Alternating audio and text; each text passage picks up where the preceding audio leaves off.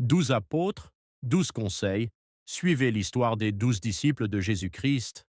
Imaginez un instant, vous êtes un stratège, un leader visionnaire, et vous avez pour mission de lancer un mouvement qui doit conquérir le monde entier. Qui recrutez-vous pour votre équipe fondatrice? Probablement les esprits les plus brillants de votre époque, des politiciens influents, des philosophes éloquents, des riches marchands capables de financer votre campagne, ou des chefs militaires aguerris. Pourtant, il y a 2000 ans, un charpentier de Nazareth a fait exactement le contraire.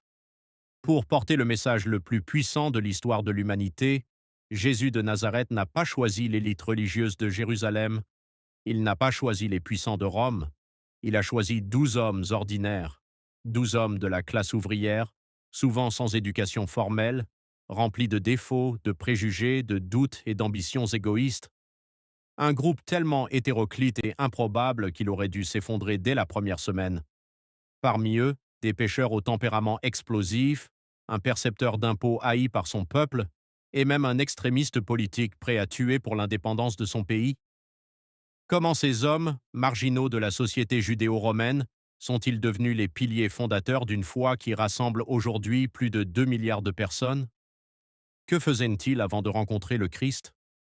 Comment ont-ils vécu ces 3 années vertigineuses à ses côtés?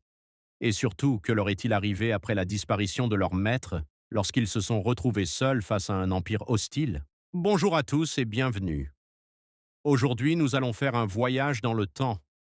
Oubliez les vitraux figés et les statues de marbre où ces hommes sont représentés avec des auréoles dorées.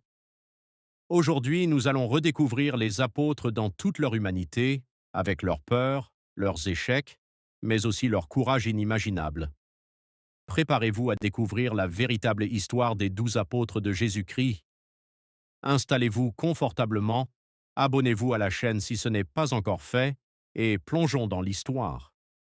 Pour comprendre l'ampleur de la transformation des apôtres, il faut d'abord regarder d'où ils viennent.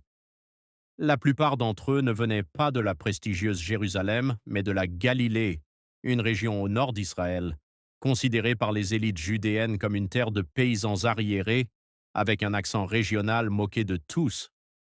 C'est sur les rives de la mer de Galilée que l'histoire commence. Ce lac, sujet à des tempêtes violentes et soudaines, était le cœur économique de la région. Et c'est là que nous trouvons notre premier groupe, les pêcheurs. Simon, qui deviendra Pierre, son frère André, et les deux frères Jacques et Jean, fils de Zébédée. Leur vie n'avait rien de romantique. Pêcheur au premier siècle était un métier brutal. Ils travaillaient de nuit, luttant contre les éléments, tirant des filets gorgés d'eau qui déchiraient aux les mains. C'étaient des hommes rudes, au langage direct, habitués à l'effort physique extrême et aux négociations difficiles sur les marchés. Jacques et Jean avaient un tel tempérament que Jésus les surnommera plus tard Boanerges, ce qui signifie les fils du tonnerre. Imaginez des hommes au sang chaud, prompts à la colère.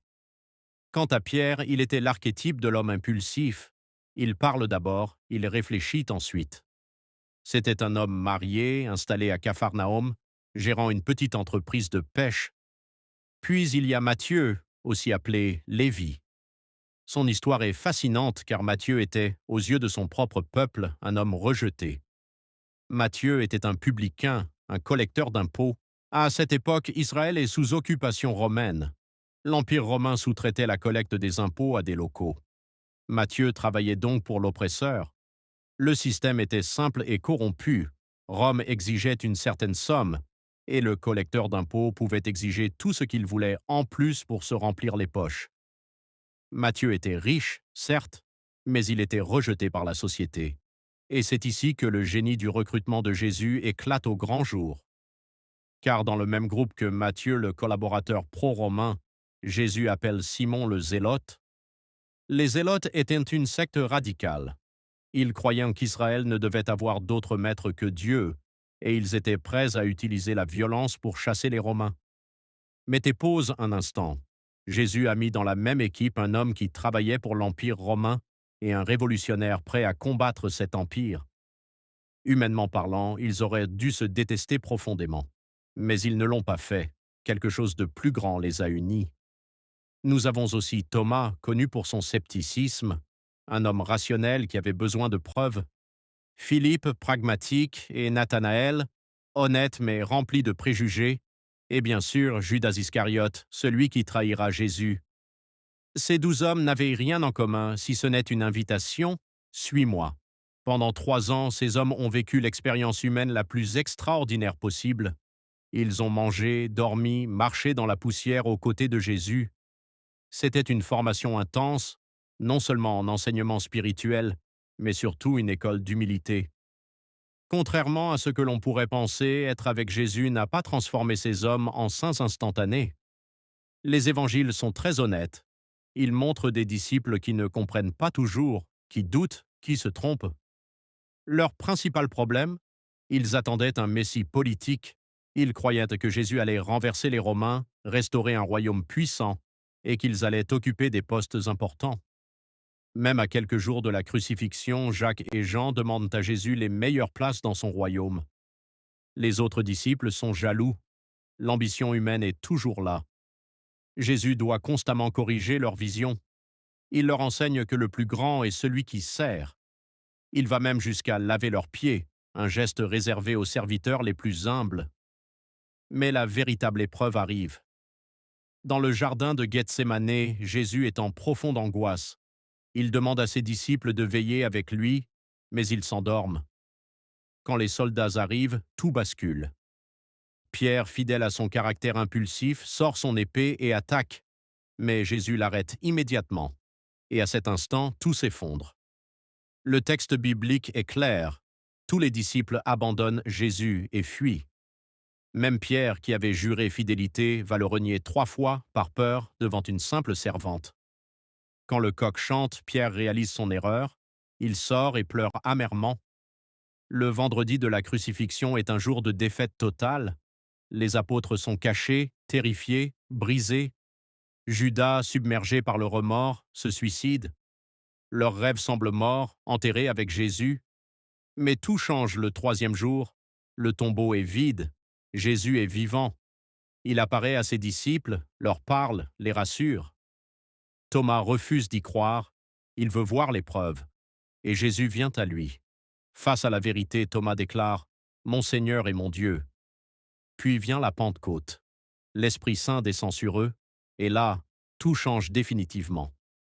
Pierre, qui avait peur, devient courageux. Il prêche publiquement à Jérusalem. 3000 personnes se convertissent en un seul jour. L'Église est née. Les apôtres commencent alors leur mission. Ils voyagent dans tout le monde connu. Ils annoncent le message de Jésus malgré les dangers. Mais ils font face à la persécution. Ils sont arrêtés, battus, emprisonnés. Pourtant, ils continuent.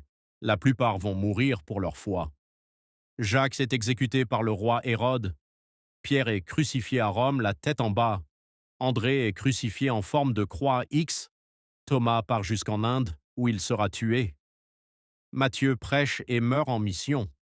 Barthélemy subit un martyre extrêmement violent. Simon et Jude meurent en Perse. Jean est le seul à survivre longtemps. Il est exilé sur l'île de Patmos, où il écrit l'Apocalypse. Tous ces hommes ont souffert, non pas pour gagner richesse ou pouvoir, mais pour défendre une vérité. Personne ne meurt pour un mensonge qu'il sait faux. S'ils ont accepté ces souffrances, c'est qu'ils étaient convaincus de ce qu'ils avaient vu. Alors, que retenir? Première leçon. Dieu utilise des personnes imparfaites. Les apôtres n'étaient pas des élites. Pourtant, ils ont changé le monde. Deuxième leçon. L'échec n'est pas la fin. Pierre a échoué, mais il est devenu un leader puissant. Troisième leçon. L'amour est plus fort que les divisions. Des hommes opposés politiquement ont travaillé ensemble. Quatrième leçon. Le doute n'est pas un problème. Thomas a douté, mais il a trouvé la vérité. 12 hommes ordinaires, transformés en hommes extraordinaires. Ils ont parcouru le monde avec un seul message, l'amour de Dieu. Aujourd'hui encore, leur histoire inspire des milliards de personnes. Et toi? À quel apôtre ressembles-tu le plus? Si cette vidéo t'a inspiré, abonne-toi, partage et écris Amen. Merci d'avoir regardé et à très bientôt. Découvre les 30 prières puissantes pour débloquer ta vie. Le lien du livre est dans la bio de cette chaîne.